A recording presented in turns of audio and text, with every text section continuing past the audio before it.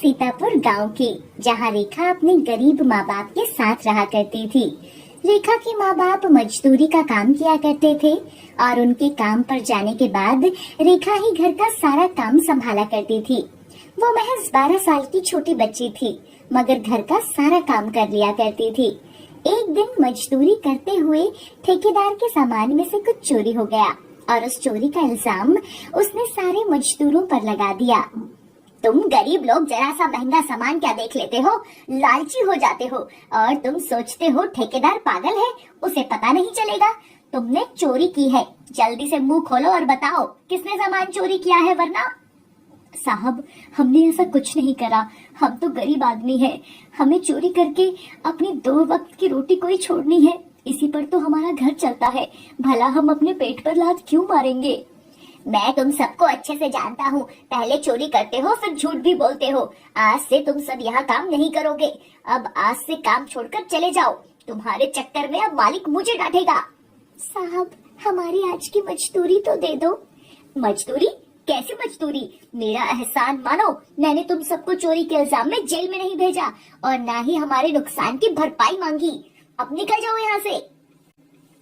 ठेकेदार सारे मजदूरों को निकाल देता है। रेखा के माता पिता मायूस सी शक्ल लेकर घर वापस आ जाते हैं। क्या हुआ मम्मी पापा, आप दोनों बड़े उदास लग रहे हो और घर भी जल्दी आ गए। कुछ हुआ है क्या? कुछ नहीं बेटा, तू आज खेलने नहीं गई? मैं गई थी पापा, मगर मैं जल्दी आ गई। आप बताओ ना क्या हुआ। रेखा की माँ कुछ नहीं कहती और उदास मुंह बनाकर एक कोने में बैठ जाती है। रेखा चुपचाप जाकर अपनी माँ से पूछती है, माँ क्या हुआ? आप और पिताजी इतने उदास क्यों हो? कोई परेशानी है क्या? बेटा, हम जहाँ काम कर रहे थे उन्होंने हमें निकाल दिया क्योंकि उनके यहाँ चोरी हो गई और उन्होंने हम सब मजदूरों पर इल्जाम लगाकर हमें निकाल दिया। अब हम क्या करेंगे, इसी बात की चिंता है। कोई बात नहीं माँ, हम कुछ ना कुछ दूसरा काम खोज लेंगे। आप इतनी चिंता मत कीजिए। रेखा के माता पिता अगले दिन काम ढूंढने जाते हैं। उन्हें मजदूरी का तो कोई काम नहीं मिलता, मगर उन्हें एक खेत संभालने का काम मिल जाता है। ये मेरा खेत है और ध्यान रखना, इस खेत को अच्छे से संभालना है। गोभी की फसल में समय से पानी और खाद देना है। हमारे घर में कोई भी खेती की देखभाल करने के लिए नहीं है, इसलिए मैंने ये काम तुम्हें दिया है। हाँ साहब, हम आपके खेत की देखभाल बहुत अच्छे से करेंगे और गोभी की खेती इतनी अच्छी करेंगे कि आसपास के इलाके में ऐसी खेती नहीं हुई होगी। ठीक है, आज से इसे अपना खेत समझकर काम शुरू कर दो। रेखा के माता पिता ने गोभी की फसल की बहुत अच्छे से देखभाल की। नतीजा ये हुआ कि फसल बहुत ही अच्छी होगी। चौधरी भी समय समय पर उन्हें पैसे दे देता था और उनका काम अच्छा चल रहा था। मगर कुछ ही महीने के बाद चौधरी की तबीयत खराब हो गई और वो पैसे देने में सक्षम नहीं रहा। मुझे माफ कर दो भाई, मैं इस बार तुम्हारे पैसे नहीं दे पाऊंगा। मेरी तबीयत बहुत खराब है, इस कारण गोभी बेचने नहीं जा पा रहा हूँ। कोई बात नहीं साहब, आप पैसे मत दो। आप जल्दी से ठीक हो जाओ तब पैसे दे देना, और यदि आप कहो तो हम ही गोभी को बाजार में बेच देंगे। भाई, अगर आप ऐसा कर दोगे तो मेरे ऊपर आपका बहुत बड़ा एहसान होगा। मैंने गोभी की फसल में बहुत पैसा लगा दिया, अगर ये अभी नहीं बिकी तो काफी नुकसान होगा। ठीक है साहब, हम इसे बेच देंगे। रेखा की माँ बाहर आकर कहती है, अरे आप ऐसा क्यों कह रहे थे? हम गोभी बेच तो देंगे, पर हमारे पैसों का क्या होगा? घर कैसे चलेगा? और अगर सही होकर भी उन्होंने हमें पैसे नहीं दिए तो हम क्या खाएंगे? ये तुम क्या कह रही हो? आज तक उन्होंने हमें समय पर पैसे दिए हैं। अब उनका समय खराब है तो क्या हम उनका साथ छोड़ दें? हमें उनकी भी मजबूरी समझनी चाहिए। रेखा के माता पिता अब गोभी को बाजार में बेचने लगे और सारे पैसे चौधरी को देने लगे। अब उनके घर के हालात बहुत बिगड़ रहे थे। दूसरी तरफ चौधरी के सारे पैसे उसके इलाज में लग रहे थे। थोड़े दिन में रेखा के परिवार के खाने के लाले पड़ गए। तभी उन्हें एक दिन चौधरी ने अपने पास बुलाया। भाई, आजकल कोई सगा भी इतना साथ नहीं देता जितना तुम लोगों ने दिया है। मेरी बीमारी में भी तुमने मेरा साथ नहीं छोड़ा, बिना पैसे के मेरे खेतों में काम किया। तुम्हारा बहुत बहुत शुक्रिया। साहब, ये आप कैसी बात कर रहे हो? इंसान ही तो इंसान के काम आता है। मुझे लगता है अब मैं ज्यादा समय जिंदा नहीं रहूंगा। मेरा कोई भी नहीं है, इसलिए मैं चाहता हूँ कि अब से तुम लोग मेरे खेतों को संभालो। आज से मेरे सारे खेत तुम्हारे हुए। साहब, आप ऐसा क्यों कह रहे हो? आप जल्दी से ठीक हो जाओगे, बस आप आराम करो। नहीं नहीं, अब मैं सही नहीं होऊंगा।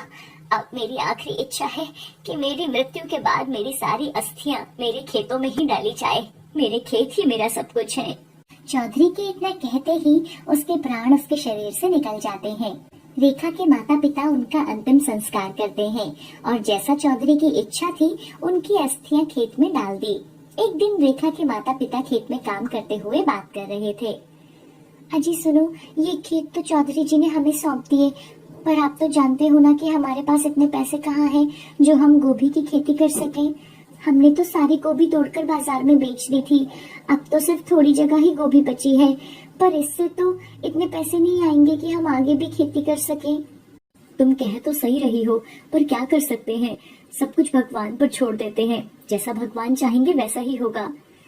अजी आज घर में ना कोई भी सब्जी नहीं है, तो मैं गोभी को यहीं से तोड़ कर ले जाती हूँ। कम से कम आज का काम तो चलेगा, फिर बाद में सोचते हैं कि क्या करना है। वो दोनों एक गोभी तोड़कर घर ले जाते हैं। रेखा की माँ खाना बना रही होती है। अरे इससे अच्छा तो मैं एक और गोभी तोड़ लेती, कम से कम सब्जी तो अच्छे से बन जाती। उसके ऐसा बोलते ही गोभी दुगनी हो जाती है। अरे ये क्या हो रहा है? अभी तक तो एक गोभी थी, ये दुगनी कैसे हो गई? मैं दोबारा बोलती हूँ, काश मेरे पास और गोभी होती। रेखा की माँ के ऐसा बोलते ही गोभी से 2 की 4 हो गई। ये चमत्कार देखकर रेखा की माँ रेखा और उसके पापा को बुलाकर लाती है।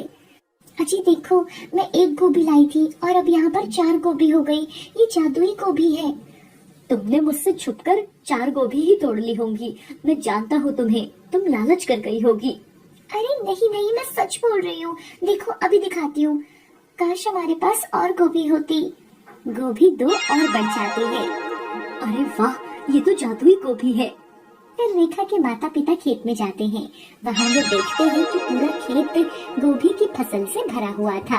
उन्होंने एक गोभी तोड़ी, तुरंत ही वो जादुई गोभी के कारण 2 हो गई। अजी लगता है हमारी गरीबी देखकर भगवान ने हमें आशीर्वाद दिया है। हमें अब अपना काम शुरू करना चाहिए। ये भगवान के साथ साथ चौधरी साहब का भी साथ है। आज उन्हीं के कारण ये गोभी जादुई गोभी बन गई है। फिर रेखा के पिता जादुई गोभी की फसल की खेती करते रहते हैं। उन्हें बाजार में बेचकर अच्छा मुनाफा कमाते हैं। उनके खेत में कभी भी गोभी खत्म ही नहीं होती थी।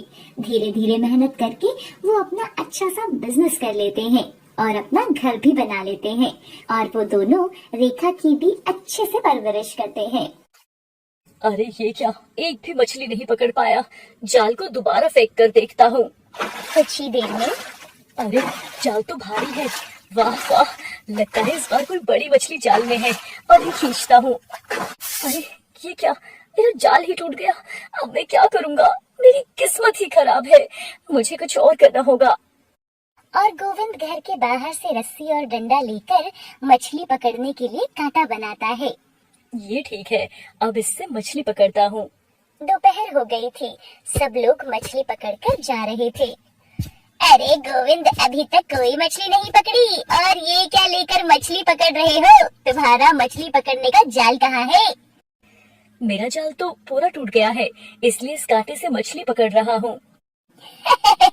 तो नया जाल क्यों नहीं ले लेते? जाल लाने के लिए इतने पैसे कहाँ है मेरे पास? तुमने तो आज अच्छी खासी मछली पकड़ी है। हाँ, आज तो अच्छी कमाई होगी। और वो आदमी मछली बेचने के लिए चला जाता है। सुबह से शाम होने को है, अभी तक एक भी मछली नहीं पकड़ी। गोविंद दुखी होकर अपने घर जाता है। रास्ते में सब्जी ले लो, सब्जी ले लो। घर में खाने के लिए कुछ भी नहीं होगा।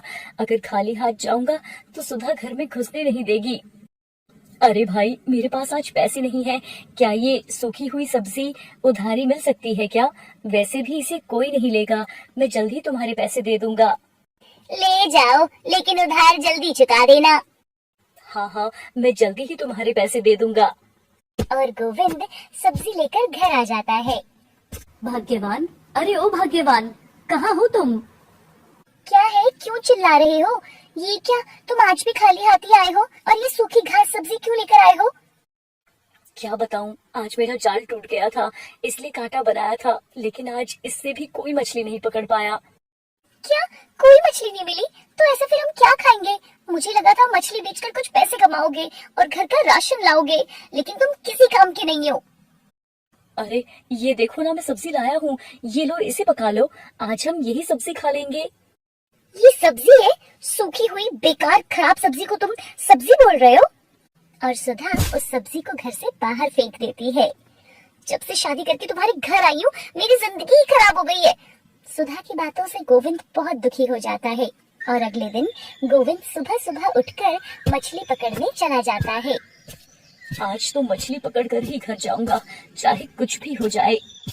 गोविंद नदी के किनारे पहुंचता है और अपने कांटे से मछली पकड़ने का प्रयास करता है। कुछ देर के बाद अरे लगता है कोई मछली फंस गई है, बोला था ना आज तो मछली पकड़कर ही घर जाऊंगा। गोविंद कांटा बाहर करता है। इस बार बड़ी मछली फंसी है, शुक्र है भगवान मुझे आज मछली मिल गई, अब तो सुधा भी खुश हो जाएगी। गोविंद मछली को पकड़कर बहुत खुश था। तभी वहाँ एक बूढ़ी औरत आ जाती है। बेटा, बेटा, मैंने 2 दिन से कुछ नहीं खाया, मैं भूख से मर रही हूँ बेटा, मुझे ये मछली दे दे। अरे नहीं नहीं, मैं ये मछली नहीं दे सकता। बेटा, मैं भूख से मर जाऊंगी, मुझे ये मछली दे दो। अगर मेरा कोई तेरे जैसा बेटा होता तो मैं ऐसे भूख से नहीं मर रही होती। मैंने भी सुबह से एक ही मछली पकड़ी है, अगर मैं ये भी आपको दे दूंगा तो मेरे पास और कुछ भी नहीं बचेगा। बेटा, तुम कुछ और मछली पकड़ लेना, देखना भगवान तुम्हें बहुत देंगे। ठीक है, इस मछली को आप रख लो, मैं और मछली पकड़ लूंगा। ये लो, इसके बदले में तुम्हें ये कटहल का पौधा देती हूँ। और वो औरत गोविंद को कटहल का छोटा सा पौधा देती है और गोविंद से मछली लेकर वहाँ से चली जाती है। गोविंद पूरा दिन कांटे से मछली पकड़ने की कोशिश करता है। आज फिर खाली हाथ जाना पड़ेगा। और गोविंद पौधा लेकर घर आ जाता है। तुम आज फिर से कोई राशन नहीं लेकर आए? तो गोविंद उसको सारी बात बताता है। तुम तो बिल्कुल ही पागल हो, तुमने उस बूढ़ी औरत को वो मछली दे दी और उससे ये पौधा लेकर आए हो। भगवान, ये आदमी तो बिल्कुल मूर्ख है। तुम भला इस पौधे का क्या करोगे? न जाने ये पौधा कब बड़ा होगा और कब ये कटहल के फल देगा। तब तक तो न जाने हम ऐसे भूखे रहकर बचेंगे भी या नहीं। मैं सुबह ही अपने मायके जा रही हूँ। अब तो तुम जैसे भिखमंगे के साथ में रह ही नहीं सकती, जो मुझे खाना तक नहीं दे सकता। सुना तुमने? मैं कल सुबह ये घर छोड़कर जा रही हूँ। अगली सुबह जब गोविंद सोकर उठता है तो वो बाहर जाता है और बाहर देखकर उसकी आंखें फटी की फटी रह जाती है। भाग्यवान, अरे ओ भाग्यवान, जल्दी बाहर आओ। सुधा आंखें मलती हुई बाहर आती है। अब क्या देख लिया तुमने जो इतना चिल्ला रहे हो? सुधा जैसे ही देखती है उसकी भी आंखें फटी की फटी रह जाती है। कटहल का छोटा सा पौधा अब एक बड़ा पेड़ बन गया था और उसके ऊपर बहुत सारे कटहल लगे थे। ये तो कोई जादुई कटहल का पौधा है, अब हम इन्हें बाजार में बेच सकते हैं और पैसे कमा सकते हैं। हे भगवान, उस बूढ़ी औरत के रूप में आकर आपने ही मेरी मदद की है और मुझे ये पौधा दिया है। आपका बहुत बहुत धन्यवाद प्रभु। भगवान, आपने तो हमारी बहुत मदद कर दी, आपका बहुत बहुत धन्यवाद। अब गोविंद पेड़ से कटहल तोड़ता है और उन्हें सब्जी मंडी जाकर बेचता है और कटहल के बदले उसे अच्छे खासे पैसे भी मिल जाते हैं। अगले दिन जब वो दोनों उठते हैं और देखते हैं जहाँ से उन्होंने कल कटहल तोड़े थे उनकी जगह वैसे ही बड़े बड़े कटहल लगे हुए थे। सुधा देखो यहाँ, हमने कल यहाँ से कटहल तोड़े थे, लेकिन उनकी जगह आज फिर से बड़े बड़े कटहल लगे हैं। जी, ये तो कोई जादुई कटहल का पेड़ है, ये तो कभी खत्म ही नहीं होगा। बिल्कुल सही कहा तुमने, ये कोई जादू ही कटहल का पेड़ है। अब हम इन्हें रोज सब्जी मंडी तोड़कर बेच सकते हैं। हाँ, अब हम कटहल का ही व्यापार करेंगे। बिल्कुल सही कहा तुमने, अब हम कटहल का ही व्यापार करेंगे।